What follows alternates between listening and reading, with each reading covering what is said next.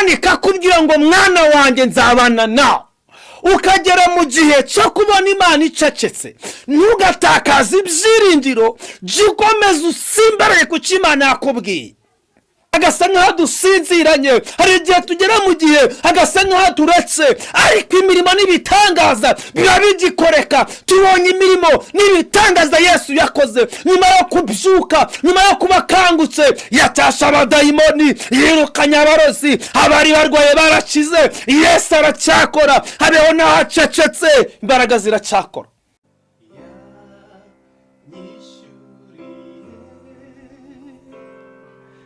Ya myenda yose ya mbabariye ibyaha atumanerade. Yesu ashimwe. Bene data bakunze ibikamba Karuvari TV, ndabashuhuje mu izina rya Yesu Kristo. Amahoro y'Umwami Imana abane namwe, mbifurije imbaraga z'umwuka wera kubana namwe, kandi mbifurije gukomera mu Mwami wacu Kristo. Yesu ni muzima kandi aracyakora. N'ibyiringiro byacu ni inshuti nziza, niba twiringira tugakomezwa. Reka nihanganishe we wabuze wawe, kandi nihanganishe we uri muri iki kibazo, we warwaje umuntu muri iki gihe cya COVID, wenda ararwaye cyangwa se aracyari mu bitaro cyangwa se arwariye mu rugo. Nawe uri mu rugo, ibintu biri kugenda neza uko twabishatse, ariko Imana igukomeze mu izina rya Yesu. Rero Imana ikube hafi, kuko niyo yonyine ifite ubuzima bwawe mu biganza byayo. Kuko abantu bakwibagirwa, abantu bakurekura, ariko yo niye gufata izagukomeza mu izina rya Yesu. Reka dusenge tuganire ijambo ry'Umwami. Ijambo ry'Umwami ribane nanjye nawe. Mwami wacu Yesu, ndaguhamagaye ngo uzutwegere twebwe twese, kandi umanukire kudukomeza imitima. Imitima yacu yaritendebutse, yaricitse intege kubw'ibihe bya COVID. Bene wacu bararwaye, bene wacu barapfuye, dufite byinshi bitubabaje mu mitima. Ntabwo twatekerezaga ko bizagenda gutya, ariko nuko twabyibonye. Turagusaba rero ngo uzube hafi yacu, kandi ukore cyane ku buzima bwacu. Cyubahiro kibi cyawe mu izina rya Yesu. Amen. Imana iguha umugisha. Mfite ijambo mwuka yampaye intege ivuga ngo Yesu agucecekanye wabigenza ute? Ese Yesu acecetse, agaceceka mu rugo, agaceceka ku mugabo, agaceceka ku bana, agaceceka ku bintu byose, wabigenza ute? Wajya mu bapfumu, wajya gushaka imiti? Ese watakaza ibyiringiro, cyangwa wamenya ko hari igihe cyo guceceka kwa Yesu n'igihe cyo gukora kubye? Yesu ashimwe cyane. Yesu agucecekanye wabigenza gute? Ashishetse hejuru ya diplome, ashishetse hejuru yo gutwita, ashishetse hejuru yo kubyara, ashishetse hejuru yo kumara imyaka ingana gutyo kabutarabona icyo Imana yavuganye nawe, wabigenza ute? Imana ishimwe cyane. Rero ndaje nkwereke, hari abantu Yesu yabikorera bacecekana, ariko baza kumenya neza icyo bagomba gukora. Wowe nawe hari icyo Imana yakubwira gukora mu izina rya Yesu. Bo hari icyo bakoze muri ako kanya, ariko nawe hari icyo wakora muri icyo gihe. Agucecekanye, hari icyo wakora muri iyo minsi Yesu yanze kuvugana nawe, cyangwa se ubonye bikugoye. Matayo 8:23 biravuze ngo yicira mu bwato abigishwa be bajyana nawe. Umuyaga uba mwinshi mu nyanja, ubwato bwenda kurengerwa. Haleluya. Muraba wisuka muri ubwo, ariko we yarasinziriye. Baraza baramukangura bati, databuja dukize turapfuye. Arababaza ati, niki kibateye ubwoba mwabafite kwizera guke mwe? Maze arabyuka acyaha umuyaga n'inyanja, biratuza rwose. Abantu baratangara bati, uyu ni muntu ki? Umuyaga n'inyanja nabyo biramwumvira. Yesu ashimwe cyane. Amaze gufata hakurya mu gihugu cy'abagedareni, ahura n'abantu babiri batewe n'abadayimoni, bava mu mva, bari abasazi cyane, bituma ari ntawatinyuka kunyura muri iyo nzira. Barataka cyane bati, uduhuriye he mwana w'Imana? Mbese uje hano kutwica urupfu rw'agashinyaguro igihe cyacu kitaragera? Haleluya. Hirya yabo hari umuganda w'ingurube nyinshi zirisha. Abadayimoni bazibonye baramwinginga bati, ntutwirukane, utwohereze muri uriya muganda w'ingurube. Arabasubiza ati, mugende. Babavamo baragenda bajya muri izo ngurube, umuganda wose wirukangira mu gacuri, zisuka mu nyanja zirapfa. Haleluya. Zipfira mu mazi. Yesu ashimwe cyane. Aya ni amagambo dusomye y'ibyabaye. Twabanje kubona Yesu acecekana abigishwa, ariko niho wabwiye ngo bambuke. Imana ikubwiye ikintu, iyo Yesu akubwiye ikintu, habeho naho yaceceka, ntugatakaze ibyiringiro by'ibyo yakubwiye. Iyo wavuganye n'Imana, Imana ikubwiye ngo izagutuza i Kigali, Imana ikubwiye ngo izaguha viza, Imana ikubwiye ngo izaguha urubyaro, Imana ikakubwira ngo mwana wanjye nzabana nawe, ukagera mu gihe cyo kubona Imana icecetse, ntugatakaze ibyiringiro, jya ukomeza usimbaraye ku cyo Imana yakubwiye. Yesu amaze kubabwira ngo bajye hakurya, ibyari kuba hakurya Yesu yagombaga kwirwanya pole koside boresa, kubarwanirira. Uhagurukanye n'Imana, ujya muri urwo rugo, wavuganye n'Imana uhaguruka. Nubwo ubona ibihe bimeze gutya, ariko twavuganye nayo. Imana yavuganye natwe, iratubwira ngo ntabwo izadukoza isoni, nubwo yaducecekana, ntabwo tuzajya mu bapfumu, ntabwo tuzajya gushaka imiti, ntabwo ntabwo tuzabangikanya Imana. Turabizi neza yayo. Hari igihe cyo guceceka, mu byiza bivuze neza mu bice bitatu. Hari igihe cyo kuvuka, hari igihe cyo gupfa, hari igihe cyo kurira, hari igihe cyo guseka. Ibyo ni ibihe ni ku isi iteye. None se nurabona ko hari igihe cy'imvura? Abanyarwanda bavuze neza ngo hari igihe cy'urugaryi, hari igihe cyo muki, hari igihe cy'imvura. Bakavuga ngo iki gihe ni igihe cy'itumba, hari kuvuga ngo iki ni igihe cyo kurima, kandi ni igihe cyo gutabira, hari igihe cyo kunguka n'igihe cyo guhomba. Iyo Imana icecetse ubigenza ute? Imfatiro zisenyitse, umukiranutsi yakora iki? Ese umuririmbyi isengero zifunze akora iki? Muhanuzi y'isengero zifunze akora iki? Muvugabutumwa y'isengero zifunze akora iki? Bene data, isengero zifunze mukora iki? Ese muracyavuga ubutumwa? Ese muracyasenga? Isale pole zideka tutari kujya mu nsengero. Ese twahamagariwe isengero cyangwa twahamagariwe abantu? Yesu ashimwe cyane. Reka ngubwire, niba isengero zifunze, mu ijuru harafunguye. Imbaraga z'Imana ziracyakora. Ya Yesu acecetse ukora iki? Yo mukaba acecetse ukora iki? Aho ngaho niho rero nicyo kibazo aho kiri. Nawo mutwe w'inyigisho ufite. Imana itakivuga, ukora iki? Urayihenda, urongera ukayishimashima, urongera ukayinginga, urongera ukiyiriza, urongera ukarya imbere y'Imana. Ese iyo ubuze ijwi ry'Imana mu rugendo, usubira inyuma cyangwa urakomeza? Ese iyo ugeze mu rugo ukumva ntibigishobotse, ukora iki? Ese iyo umugabo atashe yasinze, wari uzi ko akijijwe, ukora iki? Ese iyo umugore aguhindutse, wari uzi ko ataguhinduka, ukora iki? Urongera ugasenga cyangwa ujya gushaka imiti? Nawe ujya gushaka ukuntu wakwigenza. Ngo birenga yavuga ngo ni ubwenge nzabareka. Ubwenge birivuga si ukujya mu bapfumu. Ese iyo bigeze ahantu inda ivuyemo bwa mbere kabiri gatatu, ese iyo bigeze ahantu ubyaye umwana wa mbere wa kabiri wa gatatu bagapfa, ukora iki? Ese y'inzara iteye, ukora iki? Yesu ashimwe cyane. Ndimo ndibaza nawe wibaze.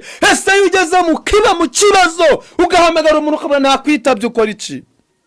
Imbaraga z'Imana zigusange, Yesu agusure kandi akwiyereke, mukabura w'Imana gukoreho. Ngo bageze mu nyanja, Yesu ngo arabacecekana, Yesu arabasinzirana. Hari igihe tugera mu gihe hagasa nk'aho dusinziranye, hari igihe tugera mu gihe hagasa nk'aho turetse, ariko imirimo n'ibitangaza biba bigikoreka. Tubonye imirimo n'ibitangaza Yesu yakoze nyuma yo kubyuka, nyuma yo kuba akangutse. Yatasha abadayimoni, yirukanye abarozi, abari barwaye barakize. Yesu aracyakora, habeho n'ahacecetse, imbaraga ziracyakora. Ngo barangije umuyaga uba mwinshi, amazi yisuka mu nyanja, barataka cyane, babanje gukora iby'ubwenge bwabo, babanza kwirwanaho. Nawe hari igihe wirwanaho, ukabanza kwishakishiriza, ukabanza kwisiga, ukabanza kugerageza, wamara kubona byanze ukabona kuza kuri Yesu. Burya hari umwanya watakaje wishakishiriza, hari umwanya watakaje ugerageza, hari kuriya mwanya ntabwo Imana ishaka kongera kuwutakaza wishakishiriza, ahubwo boneza kwa Kristo Yesu. Barangije ngo baradaha biranga, bayakura amagarukamo. Shari igihe ukuraho ibibazo bihindi bikaza, shari igihe umugore akumerera nabi, hari igihe umugabo akumerera nabi, hari igihe uyitwara ikavamo, hari igihe ukora ikintu kikanga, ibibazo bikaba byinshi. Babona bakubwira tereka reka reka, bakuroza inyatsi. Burya hari aho nakujyana, burya hari uwo nakurangira, niyo mpamvu iduka ryahombye ntukabura ubwenge. Hari umuntu nzi nanjye dore byagenze gutya, ngewe basiga imiti biremera, nyamara ukibagirwa uriwe mu mwami wacu Yesu. Fatiro zisenyutse, umukiranutsi akora iki? Burahamu byigeze bimukomera ari mu nzira, abashumba be barashwana, bashwana n'abundi mwene se, ariko aravangoye ntitugapfa ubusa we, ntitugapfa ubusa. Avango fata ushaka, ngo areba abona ikibaya kinetse, abitafata undafata kurusi, ariko Imana igendana nawe. Imana izabana nawe numaramaza, Imana izabana nawe niceceka ukamuza ukayigumaho, Imana izabana nawe muri ubwo bupfubyi bwawe, Imana izabana nawe muri ubwo bukene bwawe. Komera ushikame, nubwo mu bihe turimo ubukiranutsi cyangwa se gukiranuka ari byo bidafite umumaro, nubwo ikinyama kiri kwihuta, nubwo ukuri kugenda gace, mbonye ukuri ikinyama kiruka. Bene data, ikinyama gihabwa intebe, ikinyama gifite imbaraga cyane, ariko ukuri kugenda gace. Kinyoma kizamuka muri esanseri, kinyoma igeze ahantu ufite ukuri usanga kinyoma cyahageze. Ukuri kugenda kuri esikariye, kandi esikariye yose ukuri kugezeho guhura n'ibibazo. Ukuri kugeze ku esikariye, ariko ikinyoma kirihuta, uko abantu benshi bakunda ikinyoma, ariko umwami wacu Yesu ari bugufi. Imana izasevole kota, Yesu nagazagutererana. Ngo barangije babonye byanze, baramukangura. Ngo kangutse nawe cyaho umuyaga. Reka Imana ikangukire gucaho uwo muyaga w'urwo rugo, ikangukire gucaho ubwo bukene. Diporome yawe Imana yongeye kuyiha agaciro. Muri Imana izaguha akazi, muri Imana izaguha urubyaro, muri Imana izagarura umugabo, muri Imana izagarura umugore. Cyo kibanza uzabona ibyangombwa byacyo, muri Imana izongera kukwagura, zongera kugira amashako, zongera kugira la celebo, zongera kugira amafaranga humura. Ngo baramukangura, hamwe ngo ntubyitayeho, ko twenda gupfa.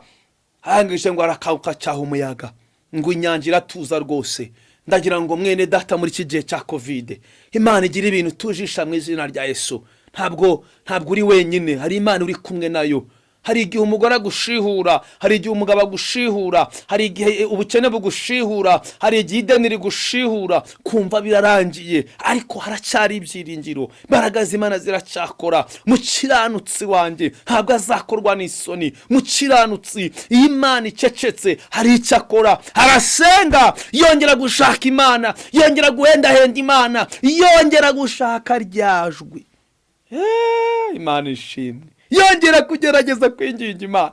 Imana avuga, Imana bimeze bite? Gucecetse, nkangubwire, nubwo icecetse ari kirakora. Guceceka kwa Lazaro ntabwo byatumye adazura Lazaro. Nubwo Imana icecetse, ariko ikabana bazajya kwiga. Nubwo Imana icecetse, iki Covid izarangira. Nubwo Imana icecetse, iryo deni rizishyurwa. Nubwo Imana icecetse, viza izaboneka. Imana izaguha urubyaro. Icyo yavuze izagikora. Ni Imana ishoboye byose, ni Imana ifite imbaraga mu izina rya Yesu Kristo. Nubwo icecetse, ariko iracyakora, iracyavuga. Imana iracyagenda. hari ijambo rya nyiri ijambo riri mu buzima bwacu. Reka ngubwire, ubuhanuzi ntabwo bukora igitangaza, ariko ijambo rikora igitangaza. Nubwo icecetse, hera mu itangira uraza kuyumva, jya mu kuva uraza kuyumva, uteye kwa kabiri uraza kuyumva. Nimugira umwete wo kumvira Uwiteka, uraza kumva Imana byanga byakunda. Nubwo icecetse mu kurota, nubwo utari kurota, nubwo utari kumva ijwi, nubwo bimeze gutyo, ariko Imana iracyakora. Haleluya, haleluya. Baramubwira ngo reka twigire mu mukumbi w'ingurube. Bari abantu, bari abadayimoni babonye Yesu barashya. Reka imbaraga z'Imana, dayimoni nakubona she, reka uwo muturanyi uguhagaze hejuru, ibyo bakoherereza mu rugo, ibyo biguhagaze muri uwo mugongo, ibyo biguhagaze muri urwo rubavu, Imana ibikureho mu izina rya Yesu. Yesu agufashe kandi akugirire neza. Tugiye gusengana Imana, Imana izakora kandi amarembo y'ikuzimu ntago azanyeganyeza umugambi w'Imana. Yesu ashimwe cyane. Imana itugirire neza. Abantu baratangara bati, uyu ni muntu ki? Umuyaga n'inyanja nabyo biramwumvira. Biramwumvira nyine. Yesu ashimwe cyane. Ngo arababaza ngo niki kibateye ubwoba? Mwafite kwizera gucemwe. Covid ntizarangira, abantu bazajya kwiga, umugabo ntazahinduka, amashuri ntuzayiga, sinzaguha visa, sinjye wakubwiye ko nzabana nawe, sinjye wakubwiye ko tuzagendana. Hese nubwo ubuzijwe ry'Imana, ntabwo wakwibuka muri bimwe Imana yagiye ivugana nawe ukabihagararaho. Ibyo bigatuma Imana ikora ibikomeye. Turafite ibyiringiro. Yesu agufashe kandi akugirire neza. Ngana ku musozo nakubaje ngo Imana icecetse ukora iki? Ese yugeze hanu hawe nyine wibuka ko watangiranye nayo? Iyo umuntu atangiranye n'Imana agahagurukana nayo, iyo ageze mu nzira Imana igaceceka, arakomeza urugendo. Hari ahantu Imana ibimutegerereje, hari ahantu Imana ibimurindiriye, hari ahantu Imana igutegerereje. Byanga byakunda Uwiteka azigaragaza, byanga byakunda Imana izihesha icyubahiro. Irabizi ko turi muri guma mu rugo, irabizi ko nta kazi dufite, irabizi ko dufite inda, irabizi ko tuzarya, irabizi ko tuzanywa. Ntabwo ibyo nzi n'Imana irabizi. Yoba yabivuze neza ngo umva ngo mureke ndivuganira nayo. Ngibyo nzi n'Imana irabizi, ndibwiburanire nayo. Imana irahari, Imana irakora, Imana izakugaburira, Imana izakwambikira abana, Imana izaguha agakiza, Imana izatanga uburyo mu muryango. Humura, ntabwo uzakorwa n'isoni. Ndagusaba ngo nubwo ijwi ricecetse, ariko Bibiliya yo ntabwo icecetse. Yesu ashimwe cyane. Reka dusenge. Imana ikumere umugisha. Wewe wakoze subscribe, Imana ikumere umugisha. Wewe urwa ukuduha comment, Imana iguha umugisha. Wakoze kuri iyo nzogera, Imana iguha umugisha. Wowe uri kohereza bene data inyigisho, Imana ikumere umugisha. Wowe wamaze kumaramaza no kuhagarara mu mwanya Imana igushakamo, Yesu aguha umugisha. Urwo rugo n'urwawe, ubana n'abawe, uzabona umugisha. Papa ntahari, mama ntahari, Yesu arahari. Nta muntu ugufitiye imbabazi, ariko Imana igufitiye imbabazi. Imana iguhe imbaraga zo gukangura Kristo Yesu. Baramukangura, baramubwira ngo kanguka, bamwibutsa imirimo, baramubwira ngo hari icyo Imana yavuze. Umva, Yesuwa na Karebu. Yesu ashimwe cyane. Karebu baramubwira ngo ariko wibuke icyo Imana yatubwiye Kadeshi Baruneya, wibuke icyo Imana yatubwiye Yesuwa we. Karebu ngaramubwira ngo wibuke icyo Imana yavuze. Kandi imbaraga nari ifite ngifite imyaka 40, niyo myaka ngifite 90, ngifite 40, niyo ngifite. Imbaraga z'Imana zakorekeye muri Karebu. Imana imuha Kanani, Imana imuha isezerano. Na Imana ije kuguha isezerano. Imana iguha umugisha mu izina rya Yesu. Reka dusenga Imana.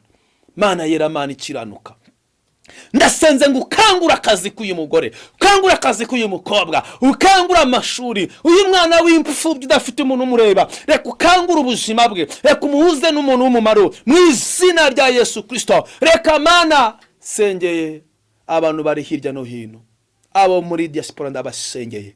Sengeye abantu bari muri Canada, Amerika, sengeye bari mu Bwongereza, mu Bufaransa, mu Budage, sengeye abantu bari Amerika, sengeye abantu bari mu Bushinwa, sengeye aho ingunzi zitarahagera. Mana reka Yesu agenda agere mu bantu, Mwuka wera agenda, ni wowe ubera hose icyarimwe. Mwuka wera agenda ukore muri Kenya, Uganda, Burundi, Kongo, genda ukore mu Rwanda, kora ku bakunzi b'ikamba Karuvari, genda ugere mu murimo w'Imana, ku bakozi b'Imana. Mana babandi bamaze iminsi batumva ijwi ryawe, reka wongere ubasure wa wundi wabonaga nta nzira, uyu uri mu gihombo, mu izina rya Yesu ndasengera abavandimwe bacu, ndasengera imiryango yacu, ndasengera bene data, ndasengera imiryango bafite ibibazo, abarwayi n'abarwaje. Mana ibuka ko wavuze ngo tuzasenga, Mariko 10:16 tuzarambika ibiganza ku barwayi bazakira. Niyo mpamvu mvunaguye imbaraga za dayimoni, soka muri we, va murekura akazitse, va murekura umugabo we, rekura umugore we,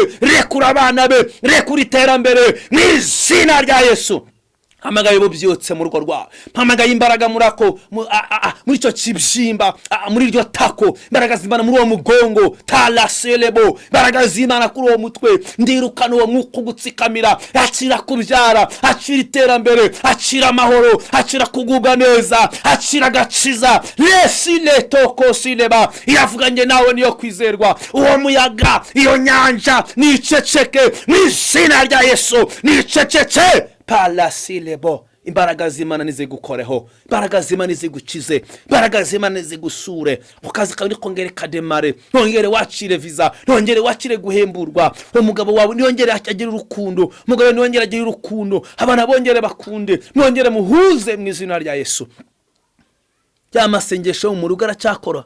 Mwene data ndakubaza, ya masengesho muri family uracyayakora? Taga icaniro kiracyahari mu muryango. Ese cyakindi wakoraga uracyagikora? Kwa gupfukama kwa uracyapfukama hahandi? Imana iguha umugisha kuko gikora ibyo Imana yakubwiye. Yesu ashimwe. Uracyamagara, uracyasenga, uracyakizwa, uracyarindiye, uracyahagaze ku isezerano. Nubwo ijwi bari buje, ariko uracyafite kwizera muri wowe. Imana igushigikire, Uwiteka kugirire neza. Mirimo wakoreye Imana ntabwo Imana izayibagirwa. Reka ngubwire ngo humura, iki Imana yavuze izagikora. Ndagukunda, mbifurije umugisha w'Imana aho uri hose. Imana ikangukire gucyaha umuyaga ufite n'ibigeragezo. Iyo nzu watangiye yuzure, iyo business yongere igende, amahoro yongere aboneke, abana bongere batera imbere, urukundo rwongere ruze mu rugo, Mwuka Wera yongere aze mu muryango. Ngwifurije umugisha mu izina rya Yesu. Amen.